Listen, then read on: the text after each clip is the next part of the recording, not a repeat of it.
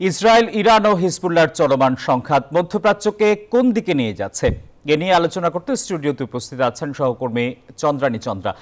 চন্দ্রা, মধ্যপ্রাচ্যের এই সংঘাত কি সর্বাত্মক যুদ্ধের দিকে যাচ্ছে? ধন্যবাদ। 27 সেপ্টেম্বর শুক্রবার অন্ধকারে লেবাননে বৈরুতে হিজবুল্লাহ স্থাপনা লক্ষ্য করে প্রায় 2000 পাউন্ড ওজনের বোমা দিয়ে সশস্ত্র গোষ্ঠীটির প্রধান হাসান নাসরাল্লাহকে হত্যা করে ইসরায়েল বাহিনী। 28 সেপ্টেম্বর শনিবার নাসরাল্লাহর হত্যার বিষয়টি স্বীকার করে হিজবুল্লাহ। এরপরও থেমে নেই জায়নবাদীরা। দম্ভ অহংকারে সশস্ত্র গোষ্ঠীকে একেবারে নিশ্চিহ্ন করে দিতে যুক্তরাষ্ট্রের প্রশ্রয়ে 1 অক্টোবর রবিবার স্থল অভিযান শুরু করে ইসরায়েল অর্থাৎ জায়ন বাহিনীরা। হিজবুল্লাহ কিন্তু তৈরি ছিল, তারাও পাল্টা জবাব দেয়। এনজিওর কিস্তি প্রথমবার বিকাশ পেমেন্ট করলেই 20 টাকা ইনস্ট্যান্ট ক্যাশব্যাক। পাশাপাশি ইরানও হামলা চালায়।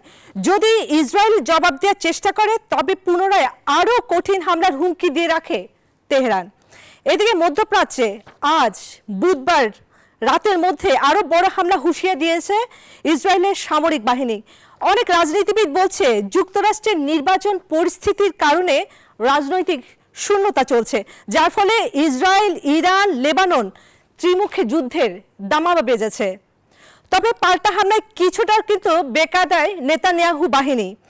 নেতানিয়াহু তিনি হয়তো ভাবেননি এভাবে পাল্টা হামলা হবে, তার জন্য তেমনভাবে প্রস্তুত ছিলেন না। এর আগে 2006 সালে হিজবুল্লাহর হামলায় পরাজিত হয়ে যুদ্ধ বন্ধের ডাক দিয়েছিল ইসরায়েল।